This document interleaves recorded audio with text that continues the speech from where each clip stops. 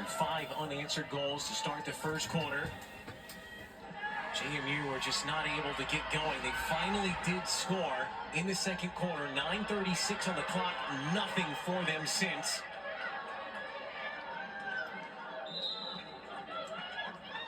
We have our first Team England student athlete on the field for Carolina in Alice Ripper.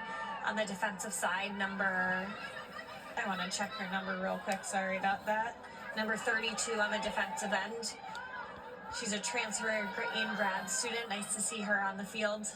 Teammates with former Carolina great Emily Knowles. I think that's how she was seen in the international play, and alignment with Emily Knowles, I think Carolina would take any time with how excellent she was here. Yeah, Ripper's a really fun story. He said it was a dream to play at Carolina. She's trying to watch games when she could, because it's take for granted that we can watch all this lacrosse content on this side of the pond, but if you don't have ESPN, it's difficult to do. And so she lost ESPN coverage at one point and had to watch highlights on YouTube just to get to see the team that she wanted to play for. She played at Exeter over in England, and then probably could have hung up her boots if she wanted to and felt pretty good about her career, or could have followed up with international lacrosse, but decided that she wanted to take this leap of faith and move across the Atlantic and ply her trade at Dorrance Field. It's just a fun story to see as you mentioned earlier, women's lacrosse game continues to just spread its roots all across the globe. We have 3 veterans out there, and Riley Casey, Ashley Humphrey, and Darcy Felter, and then you got 3 freshmen and a sophomore. This is a great offensive set to see what the young Tar Heels can do. Beautiful feed around the back. We've seen a couple of those tried today, and the post has been their greatest enemy. What is the saying, Kara? At the center of every lacrosse ball is a magnet or something like that? I think the Tar Heels will want to stop hitting the pipe, but sooner or later you had high to high. We're saying the push affected the shot, but it looks like the referees are coming together to discuss the call. Eliza Osborne, number 15 for the Tar Heels, got over top and had a high-to-high release, but they're saying that the foul impacted the shot, so they're going to give her an 8-meter.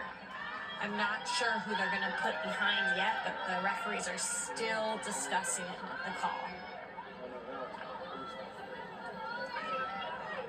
Osborne has been plugging away all day. She's looked very bright. Freshman from Castle Rock, Colorado, one of the contingent 3 players, not from the East Coast, all of them from Colorado. Osborne trying to become yet another freshman in this #1 recruiting class to add her name to the score sheet. She was the Tar Heel who caused the turnover down on the defensive unit, and I think her length is really going to be impressive for the Tar Heels throughout the midfield, and her ability to run will make her a really dynamic midfielder for the next 4 years. It's going to be exciting to see the growth of Charlotte Corkins, Eliza Osborne, and Kate Levy through that midfield. So the clock is the point of contention at the moment.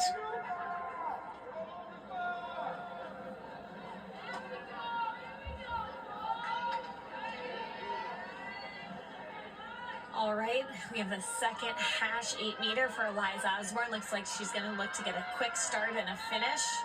Osborne. There's Bowden. Again, standing on her head. She is a brick wall back there. And regardless of the scoreline on either side, both goalies tonight have been very impressive. One, of course, will be putting her head on her pillow tonight, feeling a little better than the other, but Bowden should hold her head high for what she's been able to do. Now 10 saves, double digits. Ella Cabrera on the ball for the Tar Heels. The junior from Long Island. Nice to see her get on the field. And another freshman, Hallie Carver from Massachusetts, down.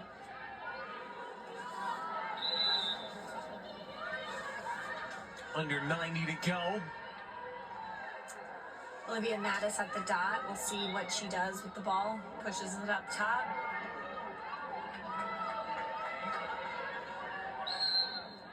Shooting space on number 15, Eliza Osborne. That will set up Maddie Epke for a 8-meter from the first hash. Let's Run see a if minute we to can get go. this in. If Betty can hold on to her 1-goal stand right now. Epke drives in, wrangled, Nelson, unbeatable. Picked off, she'll have to go again, Epke. Oh, wow. Great play there, coming back to the ball and really attacking that outlet pass when Carolina was caught flat-footed in transition.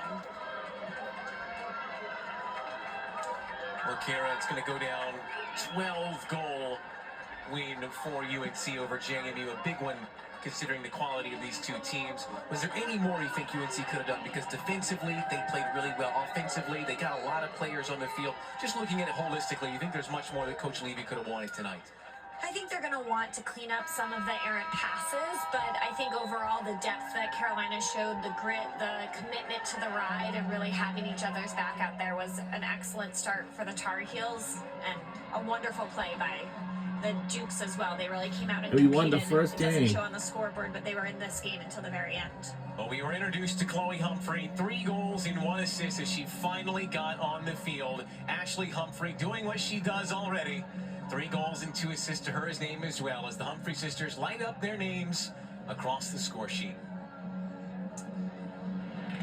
A beautiful night for a beautiful start to the 30th season, the historic continuation of this historic program. It was all UNC start to finish, a complete performance as they trounce JMU 14-2.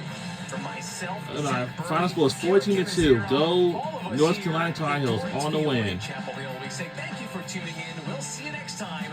Good night. We'll see you all next time. Have a great night, everybody.